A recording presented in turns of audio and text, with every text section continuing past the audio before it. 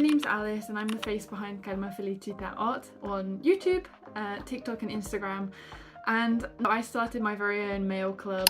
And I wanted to share with you guys what happened, what surprised me, what nearly made me quit, and what I would do differently next time. I feel like there's a lot of people trying to start a mail club right now, and so any of the advice and learnings that I've had along the way I would love to share with you guys. Just as a little bit of an introduction if you don't know my mail club, I started this mail club because my love for traveling extends beyond me, and I really wanted to paint my way around the world, whether that was through painting my bucket list places that I've not been yet or places I have been. For me, traveling has always been really inspiring, and so I wanted to share that with other people. Just for reference, in my mail club what I have is a A6 print of a watercolour painting. I have a sticker that goes along with it. I also have a mini print that's in the same theme.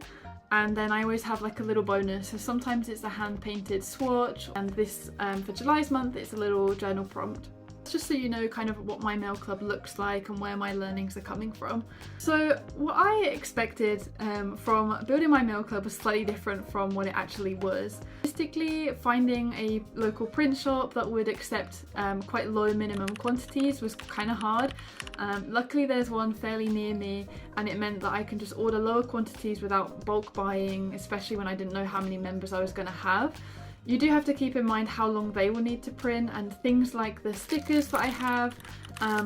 Honestly, I had to a minimum of those because I got them online, and so it meant I had to plan 4 months in advance as to which kind of stickers I would want, and therefore, because as part of my mail club I like the stickers to have the same colour theme as the print, it meant that when I'm painting the print I can try and incorporate some of those colours so that they eventually go together. There's also other things to consider, like stamps, which are really expensive. In the UK I think they're £3.40, £3.60 depending on the size of the letter, and that is a huge difference and a huge chunk of your profit. So make sure to really work out how much the stamp and the postage is going to cost you, and make sure that you're making at least a 50% markup. I found a little bit of a way around this to get this a little bit cheaper, and that was only after a while. I noticed that in my local area there was a stamp shop, and online they also sell stamps that are a little bit like this, which I think are super cute. Essentially they are kind of commemorative stamps that don't have the QR code, and this is just for the UK, but if you have the Queen or the King's on the stamp it does need a QR code, and they are the official stamps that are like really expensive, and that is what I used for a while. And since then I found these stamps that are definitely valid and they are really cute, but they're about half the price. So now for international stamps it cost me £1.60 instead of £3.60, which makes a big difference. You just have to double check that you're using the right amount of stamps. But there's other ways I've picked up on reducing the cost, and I'm more than happy to do another video on that if you're interested, like reducing the platform fees when you're actually selling online, even creating like workflows to make yourself more efficient with your shops. So yeah, let me know if you're interested in that. For this video, I want to talk about the actual bulk of the complexity, which was the marketing itself.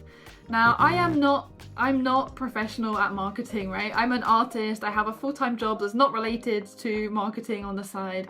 And so for me, it was really hard to learn what would actually work and what wouldn't. I ended up going into a rabbit hole of seeing all these different viral trends, and I remember I was feeling really bad about myself, like how come these people are going viral and I'm spending so much time on these posts and mine aren't. And I realised, to be honest, that the time you put into a post does not necessarily translate into views. Even the quality of your artwork does not translate into views.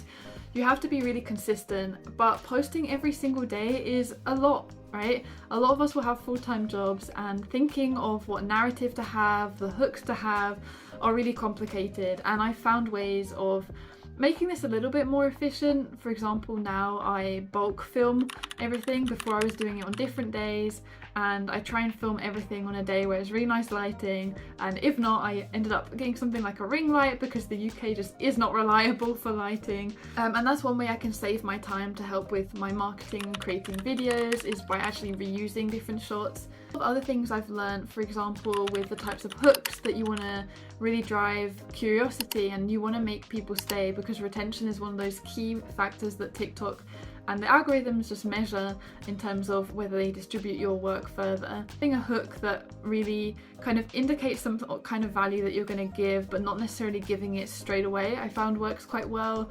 Also things like open loops, where you're answering a question and immediately opening up something so that the user always feels like the next sentence you're going to say is even more important than the one you're saying right now.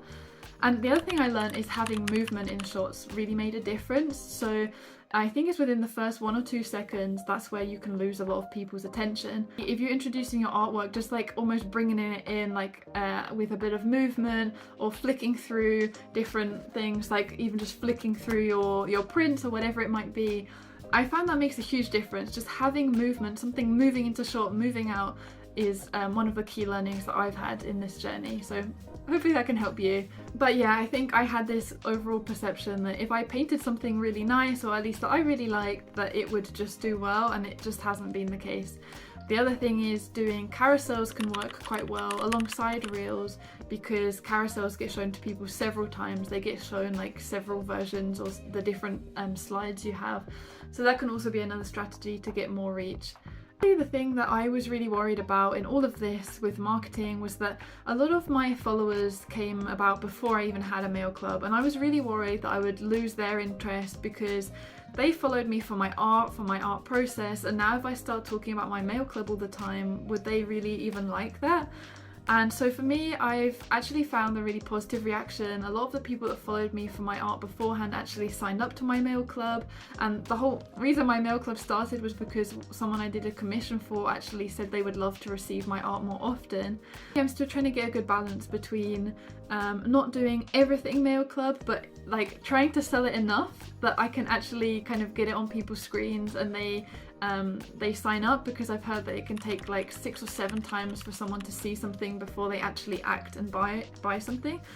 But at the same time, I still want to show other parts like my process. And I think the other thing is I've been really worried that I don't want to come across as too salesy. And so something I've learned that works quite well is in your narrative, almost making it a little bit more about the story. So if you have a really cute stamp, make the video based around the fact that you have a really cute stamp that's in the theme of your mail club, and indirectly you're talking about your mail club, but you're not necessarily shouting like sign up all the time. It has been challenging for me having a full-time job on the side. There's weeks like last week where I was working 8 AM until 9 PM and then having to sort out all my mail club posts and my social media, and honestly it can be really exhausting. And that's why trying to find shortcuts where you can, in terms of re-editing videos or finding videos that are maybe quite low effort and they're just like text on a screen whilst it's like b-roll of you doing something. I think the other thing for me that's been a challenge is I have really bad imposter syndrome, so I was really worried that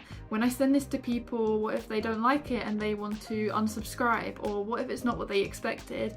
And actually the reaction's been completely the opposite. Every month I get pictures of people when they've received their mail and they're super happy and excited about it. They're saying to me how much they love it. I've had no one unsubscribe so far, which I think is really good, because I know that a lot of mail clubs have quite a high kind of turnaround. I appreciate that with time that's more than likely to happen as well, but for now I'm really happy with that, and it just gives me the boost of confidence to keep going, and the fact that people like my art enough to receive it more than once a year.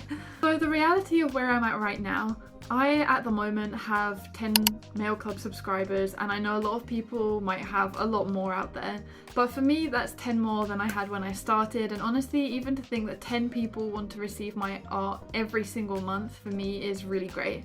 My aim is to get to 50 by the end of the year, and I know that's something that's going to take a lot of time and dedication, but I am willing to get there. And I think that the confidence I'm already gaining through my learnings and through sharing this stuff with you guys and seeing everyone's reaction is really making it worthwhile. If I could do anything differently at the end of all of this, I think that I would definitely start marketing before launching. The marketing takes honestly a lot of time to even set up, just knowing what angles to film things from. Start gathering a list of hooks that you're seeing other people use that are working well, that you feel like relate to your content, coming up with different narratives. And honestly, don't be afraid to use AI for this, right? I created a Claude skill that I based around my mail club, that I can ask it what hooks are likely to work, what narratives would work with that. And again, I can do a video on that if you're interested, because I do work in tech. But using things like that is making me more efficient, but I wish I'd have started learning more about it before I actually launched the mail club, because as soon as you start, the clock is kind of ticking. People have to sign up before a certain date, and you start to feel the pressure of trying to sell before your cutoff time. The other thing is talking about the journey and building a story around your mail club is actually more important than just kind of trying to sell the outcome. At the beginning, I was trying to get people to sign up just by kind of showing them what it was. And I realized that actually people really invest in you as a person as well. So as I mentioned, having videos which tell a story around your art and still introduce your mail club as like a secondary thing that people can see and they still want to sign up, but at the end of the day, kind of creating stories around what's in your art, or what was the thing you enjoyed the most about painting it, or something that surprised you. I think those kind of videos worked a lot better for me than just here's what's inside my mail club, because I think a lot of people do those. And the other thing is, don't wait till your art feels perfect, and consistency is more important than anything. I've had it where I've had 3 people sign up from one video that got 300 views, and I've had other times where it's like 1,000 views and no one signs up. So that's why, just no matter what, just keep posting and eventually you'll get there. As I said, it takes 6 or 7 times for someone to see your posts and actually invest in you, so you need to expose them to it several times. So as I mentioned, my goal is now to reach 50 by the end of the year, and I know that I'm a bit of a way off, but I'm really determined to keep going, and every single member that I get is just getting me one step closer to my ultimate goal of being able to travel the world through my art. If you're building something creative too, or you're building your own mail club, I would love to hear about how it's going. If you have any learnings, and we can create this community where we are sharing how we're doing and helping each other kind of get to our goals. I really hope this video was helpful, and subscribe for more videos like this. And yeah, it was lovely to see you guys.